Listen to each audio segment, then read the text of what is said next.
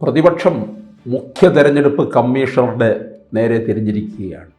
Impeach ചെയ്യാനുള്ള ഒരു ശ്രമത്തിലേക്കാണ്. ഘടകകക്ഷികളൊക്കെ ആയിട്ടുള്ള ചർച്ചകളൊക്കെ നടന്നുകൊണ്ടിരിക്കുകയാണ്. എവിടെ വരെ ചെല്ലും? ഇപ്പോൾ എടുത്തതിനും പിടിച്ചതിനും വെട്ടുകത്തി എടുക്കുന്ന പോലത്തെ ഒരു സമീപനമാണ്. ചില വീട്ടിലെ റൗഡികളുണ്ട്.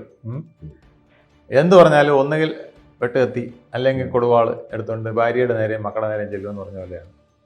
നമ്മുടെ രാഹുൽ ഗാന്ധിക്കും ഇന്ത്യ മുന്നണിക്കും ഇപ്പം സ്ഥിരം ഇതൊരു പതിവായിരിക്കുകയാണ്. ഒന്നുകിൽ ഇംപീച്ച്മെൻറ്റ്, അല്ലെങ്കിൽ പ്രിവിലേജ് മോഷൻ, അല്ലെങ്കിൽ നോ കോൺഫിഡൻസ് മോഷൻ, അല്ലെങ്കിൽ പുറത്താക്കൽ നോട്ടീസ്, എന്തെങ്കിലും ഒരു സാധനം ഓരോ സെഷനിലും ഇങ്ങനെ അവതരിപ്പിച്ചുകൊണ്ടേയിരിക്കുകയാണ്. കാരണം ഈ സർക്കാരിനെതിരെ പറയാൻ പ്രത്യേകിച്ച് കാര്യങ്ങളൊന്നുമില്ല. വലിയ നേട്ടങ്ങൾ അവരുണ്ടാക്കുന്നു. അപ്പോൾ അതിനെക്കുറിച്ച് പുറത്തറിയാതിരിക്കണമെങ്കിൽ ഒന്നുകിൽ അതിനെതിരെ പറയാൻ പറ്റിയ വലിയ സാധനം വേണം. അതില്ലെങ്കിൽ പിന്നെന്ത് ചെയ്യുക? ചെളിവാരി എറിയുക, നാറ്റിക്കുക, അതേ ചെയ്യാനുള്ളൂ. ഇപ്പോൾ ഇലക്ഷൻ കമ്മീഷൻ്റെ നേരെയാണ് കുറേ നാളായിട്ട് കടി തുടങ്ങിയിരിക്കുന്നത്. അതിന് ഇപ്പം ഇതെടുത്തിടാൻ പ്രത്യേകിച്ചൊരു കാരണവും കൂടെ ഉണ്ട്.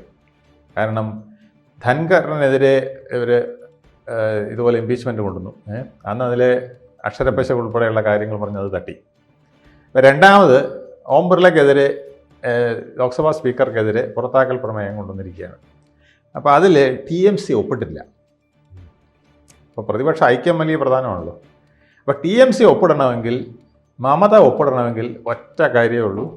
അല്ലെങ്കിൽ കൂടെ നിൽക്കണമെങ്കിൽ, മമത കൂടെ നിൽക്കണമെങ്കിൽ ഒരൊറ്റ കാര്യം പറഞ്ഞാലേ നടക്കുള്ളൂ. ഇലക്ഷൻ കമ്മീഷനെതിരെ, SIRന് എതിരെ പറഞ്ഞു കഴിഞ്ഞാൽ മമതയും കൂടെ കിട്ടും. അപ്പം മമത ഇപ്പോൾ കൂടെ പിടിക്കണമെങ്കിൽ ഏറ്റവും എളുപ്പമുള്ള മാർഗം ഞങ്ങൾ ഇലക്ഷൻ കമ്മീഷണർക്കെതിരെ ഇംപീച്ച്മെൻറ്റ് മോഷൻ കൊണ്ടുവരും. കാരണം മമത ഇപ്പോൾ തിരിഞ്ഞു നിൽക്കുന്നത് പ്രധാനമായിട്ടും ഇലക്ഷൻ കമ്മീഷണർക്കെതിരെയാണ്. അദ്ദേഹത്തിൻ്റെ ഓഫീസിൽ ചെന്ന് അദ്ദേഹത്തിൻ്റെ മേശയ്ക്ക് അടിച്ച് സംസാരിച്ചു, പപ്രാളം കാണിച്ചു. പക്ഷേ ഇതിലൊന്നും ഗണേഷ് കുമാർ വീണില്ല. ഗണേഷ് കുമാർ മുറ്റിയ ഒരു IAS കാരനാണ്. അങ്ങനെ ഇതുപോലത്തെ ഒരുപാട് കളി കണ്ടിട്ടുള്ള ആളാണ്. അദ്ദേഹം കൂസലില്ലാതെ നിൽക്കുകയാണ്. അത് കഴിഞ്ഞിട്ട് നേരെ സുപ്രീം കോടതിയിലോട്ടൊരു വലിയ ജാഥ നടത്തി. അങ്ങനെ അവിടെ കറുത്ത ഷാളുമൊക്കെ അണിഞ്ഞ് അവിടെ ചെന്ന് ഒരു പ്രസംഗം നടത്തി നോക്കി.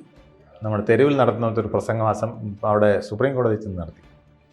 അവർ പറഞ്ഞ് we will hear you sir, give me 5 minutes എന്നൊക്കെ പറഞ്ഞിട്ട് പറഞ്ഞപ്പം അവർ പറഞ്ഞ് I will give you 15 minutes, സംസാരിച്ചോളൂ എന്ന് പറഞ്ഞു. അങ്ങനെ 15 മിനിറ്റ് പറഞ്ഞതും യാതൊരു കാര്യമില്ലാത്ത കാര്യങ്ങളാണ്. നമ്മൾ തെരുവിൽ രാഷ്ട്രീയക്കാരെ സംസാരിക്കില്ലേ?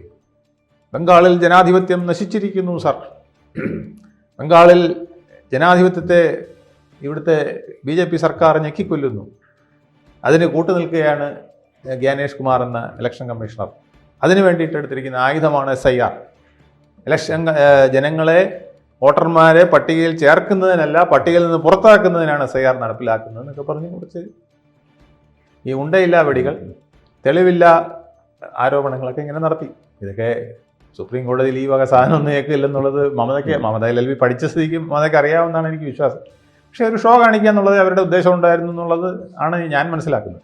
ഇന്ത്യയിലെ ജനങ്ങളെല്ലാവരും സിമ്പതി അല്ലെങ്കിൽ ഒരു അറ്റൻഷൻ അവർക്ക് കൊടുക്കണം. അതിനാണ് ഇവർ ഈ പരിപാടി പണ്ടേ നടത്തുന്നതാണ്. പണ്ട് 1975 ഇവർ ജയപ്രകാശ് നാരായണനെതിരെ ഒരിക്കൽ, അന്ന് ഇവർ കോളേജിൽ നിന്ന് പഠിച്ചിറങ്ങിയുള്ളൂ, 21 വയസ്സാ മറ്റേ ഉള്ളൂ, ഒരു വലിയ ബഹളം നടത്തി. എന്നിട്ട് ജയപ്രകാശ് നാരായണൻ്റെ കാറിൻ്റെ മോളിൽ നിന്ന് ഡാൻസ് കളിച്ചു. അപ്പോൾ ഇന്ദിരാഗാന്ധിക്ക് ഏറ്റവും കണ്ണിലെ കരടായിട്ട് നിന്നത് ജയപ്രകാശ് നാരായണനാണ്. അദ്ദേഹമാണ് ഈ പ്രതിപക്ഷ ഐക്യത്തിനൊക്കെ വേണ്ടി ശ്രമിക്കുന്നതെല്ലാം. അതുകൊണ്ട് ഇന്ദിരാഗാന്ധിക്ക് കണ്ണിലെ കരടായിരുന്നു. ആകെ അവർക്കറിയാം ഈ ഗാന്ധിജിക്ക് ശേഷം നോർത്ത് ഇന്ത്യയിൽ ജനങ്ങളുടെ ഇടയിൽ പേരുള്ള ഒരു നേതാവ് ജയപ്രകാശ് നാരായണൻ. അപ്പോൾ ഇങ്ങനെ ഒന്ന് ഒതുക്കണമെന്ന് അവർക്ക് പണ്ടേ ആഗ്രഹമുണ്ടായിരുന്നു. അപ്പോഴാണ് ഒരു നമ്മുടെ KSUകാരി, അന്ന് KSU അല്ല, അവിടെ പിന്നെ ഇവരുടെ ഒരു യുവജന പ്രസ്ഥാനം, കോളേജിലെ യുവജന പ്രസ്ഥാനത്തിൻ്റെ നേതാവായിരുന്നു ഇവർ, മമത. അപ്പം അവരെ പിടിച്ച് അഖിലേന്ത്യാ മഹിളാ കോൺഗ്രസിൻ്റെ ഭാരവാഹിയാക്കാൻ പറ്റും. അങ്ങനെ ജോയിൻറ്റ് സെക്രട്ടറി, ജനറൽ സെക്രട്ടറി എന്തോ ആക്കി. അത് കഴിഞ്ഞ് 4 വർഷം കഴിഞ്ഞപ്പോൾ അവർക്ക് സീറ്റും കൊടുത്തു 89-ൽ. അപ്പം ഇങ്ങനെ ഈ പ്രത്യേക ശ്രദ്ധ പിടിച്ചു പറ്റി സ്ഥാനം പിടിക്കുന്നതിൽ ഒരു വലിയ മിടുക്കിയാണ്. 1998 ഈ മഹിളകൾക്ക് സംവരണം കൊടുത്തുകൊണ്ട്, 3/1 സംവരണം കൊടുത്തുകൊണ്ട് ഒരു ബില്ല് പാസ്സാക്കാനായിട്ട് വന്നു പാർലമെൻറ്റിൻ്റെ മുമ്പിൽ. അപ്പോൾ ആ ബിൽ നടപ്പിലാക്കാനായിട്ട് എതിര് നിന്നത് എസ് പിയും സമാജ്വാദി പാർട്ടിയും ഈ മുലായം സിംഗിൻ്റെ ലാലു പ്രസാദിൻ്റെ RJD ആണ്. അപ്പോൾ ഈ മുലായം സിംഗിൻ്റെ 2 MP ഭയങ്കര ശല്യമായിരുന്നു നടക്കുന്നത്. ഇവരെന്തെന്ന് വെച്ചാൽ നേരെ അങ്ങോട്ട് ചെന്നിട്ട് ഈ 2 MP കഴുത്തി പിടിച്ച് കോളറെ പിടിച്ച് തൂക്കി അങ്ങ് ഈ പാർലമെൻറ്റിൻ്റെ വെല്ലിലോട്ടെടുത്ത് എറിഞ്ഞു. അങ്ങനെയൊക്കെയുള്ള ചില ഷോ പീസുകൾ കാണിക്കുന്നതിൽ അവരെപ്പോഴും വിദഗ്ധരാണ്. ഇതുപോലെ ഒരിക്കൽ പിന്നെ 89 ഇങ്ങനെ ജയിച്ചു. അത് കഴിഞ്ഞിട്ട് 91 ഇലക്ഷൻ വന്നപ്പം ജ്യോതിബാസു വിചാരിച്ചു ഇത് തീപ്പൊരി ഇച്ചിരി ശരിയല്ലല്ലോ, നമ്മുടെ കമ്മ്യൂണിസ്റ്റുകാരുടെ തീപ്പൊരിയേക്കാൾ വലിയ തീപ്പൊരിയൊന്നും ബംഗാളിൽ വേണ്ട, ഇവരെ പൊട്ടിച്ചളയാന്ന് പറഞ്ഞാൽ മാലിനി ഭട്ടാചാര്യ എന്നിട്ട് പറഞ്ഞൊരു തീപ്പൊരി അവിടെ വേറൊരു വനിതയുണ്ട്, അവരെ പിടിച്ചിട്ട് കൊടുത്തു. ഇതേ മണ്ഡലത്തിൽ മമത തോറ്റുപോയി.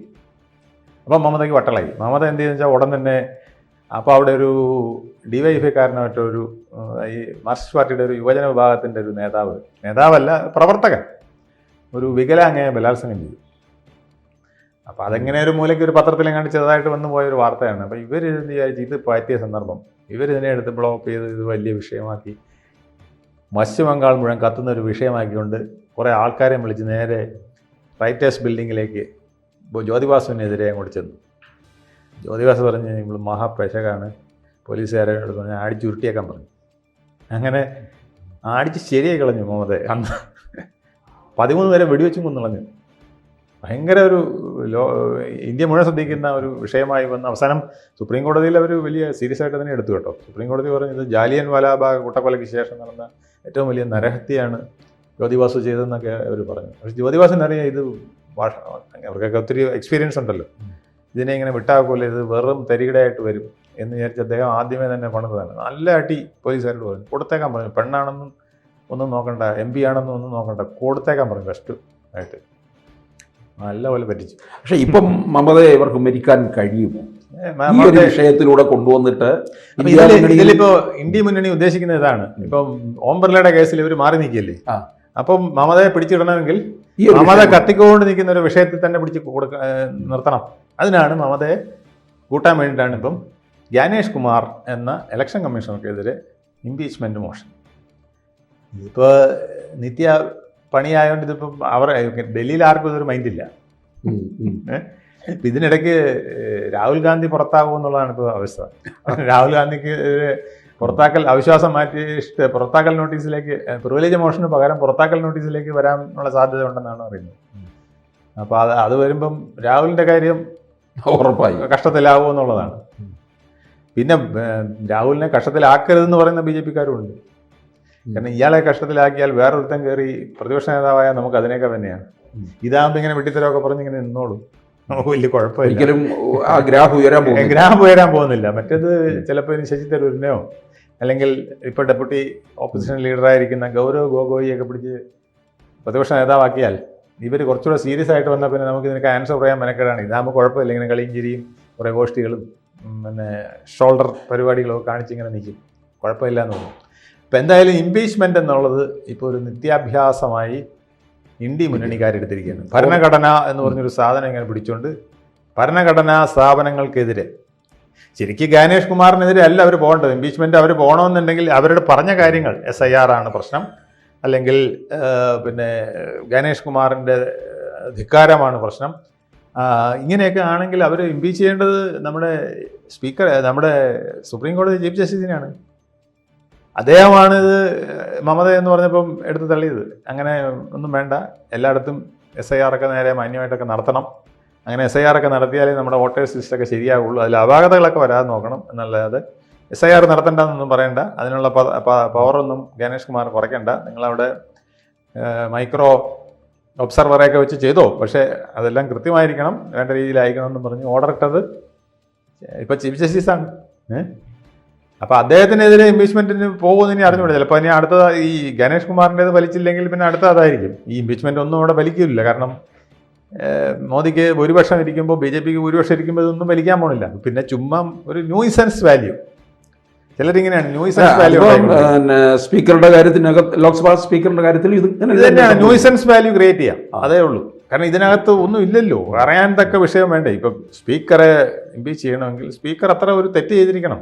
അദ്ദേഹം പറഞ്ഞത് എന്താണ്, ഇപ്പോൾ പ്രസിഡൻഷ്യൽ അഡ്രസ്സ് നടന്നുകൊണ്ടിരിക്കുകയാണ്, ഈ സമയത്ത് താങ്കൾ പ്രസിഡൻഷ്യൽ അഡ്രസ്സിനെ കുറിച്ച് സംസാരിക്കൂ, അത് കഴിഞ്ഞിട്ട് നമുക്ക് ഗ്യാൻവാലിനെ കുറിച്ചോ ജനറൽ നരവണയെ കുറിച്ചോ അദ്ദേഹത്തിൻ്റെ ബുക്കിനെ കുറിച്ചോ ഒക്കെ സംസാരിക്കാം. പക്ഷെ ഇപ്പം ഇതാണ് വിഷയം, ഇത് സംസാരിക്കൂ എന്ന് പറഞ്ഞതിനാണ് ഈ അദ്ദേഹത്തിനെതിരെ പ്രിവിലേജ് മോഷനും ഇംപീച്ച്മെൻറ്റ് മോഷനും നോ കോൺഫിഡൻസ് മോഷനും ഒക്കെ കൊണ്ടുവരുന്നത്. ഇനിയിപ്പം ബാക്കിയിരിക്കുന്നത് കഴിഞ്ഞ തവണ ചെയ്തു, കഴിഞ്ഞ ടൈമിൽ നരേന്ദ്രമോദിക്കെതിരെ ഒരു അവിശ്വാസ പ്രമേയം കൊണ്ടുവന്നു. ഇനി അതും കൂടെ ചിലപ്പോൾ ഇനി അതേ ഉള്ളൂ പരീക്ഷിക്കാം. അന്നത് ഇതുപോലെ ഇതെല്ലാം അവർക്ക് ആയുധമായി കൊടുക്കുകയാണെന്നേ. ഓരോ വിഷയം ഇടുമ്പം ഇത് പാർലമെൻറ്റിൽ ചർച്ചയ്ക്കിടുമല്ലോ, ചർച്ചയ്ക്കിടുമ്പം ഗണേഷ് കുമാർ എന്ത് ചെയ്തു എന്നുള്ളത് BJPക്ക് പറയാനുള്ളൊരു അവസരം കൊടുക്കുകയാണ്. ഓം ബിർള എന്ത് ചെയ്തു എന്നുള്ളത് പറയാനുള്ളൊരു അവസരം ഇട്ട് കൊടുക്കുകയാണ്. ഇനി പിന്നെ ഇതുപോലെ തന്നെയായിരുന്നു നമ്മുടെ തിരുപ്പരക്കുണ്ട്രം വിഷയത്തിൽ നമ്മുടെ ജസ്റ്റിസ് സ്വാമിനാഥനെതിരെ GR സ്വാമിനാഥനെതിരെ ഇംപീച്ച്മെൻറ്റ് കൊണ്ടുവന്നത്. അതവിടെ ചവറ്റുകുട്ടേ കിടക്കുകയാണ്. കാരണം അത് ശരിയല്ല എന്നുള്ളത് സുപ്രീം കോടതി ഹൈക്കോടതി എല്ലാം തന്നെ പറഞ്ഞു. അങ്ങനെ ഒരു ജസ്റ്റിസിനെതിരെ നീങ്ങുന്നത് ശരിയല്ല, കാരണം അദ്ദേഹം കറക്റ്റാണ് പറഞ്ഞത്. നിങ്ങൾ തന്നെ ഇട്ട ഒരു ഓർഡർ നിങ്ങൾ പാലിക്കാത്തതല്ലേ കുഴപ്പം, അത് പാലിക്കുക ആദ്യം എന്ന് പറഞ്ഞ് അവിടെ ഇപ്പോൾ അത് ഈസി ചെയ്തു. അതുകൊണ്ട് ഇനിയിപ്പോൾ അത് പൊങ്ങി വരുമെന്ന് പറഞ്ഞു. അത് 120 പേരെ കണ്ട് ഒപ്പിട്ട് DMK കൊണ്ട് കൊടുത്തിട്ടുണ്ട്, അതും അവിടെ കിടക്കുകയാണ്. അപ്പോൾ ഇങ്ങനെ ഇംപീച്ച്മെൻറ്റ്, തൊട്ടതിനും പിടിച്ചതിനും ഇംപീച്ച്മെൻറ്റ്, തൊട്ടതിനും പിടിച്ചതിനും പ്രിവിലേജ് മോഷൻ, തൊട്ടതിനും പിടിച്ചതിനും അവിശ്വാസ പ്രമേയം, ഇതൊക്കെയാണ് ഇപ്പം ഇന്ത്യ മുന്നണിയുടെ നയം. കാരണം മറ്റൊന്നും ഫലിച്ചില്ലെങ്കിൽ കാളൻ നെല്ലായി. ഇതാണ് അവസ്ഥ.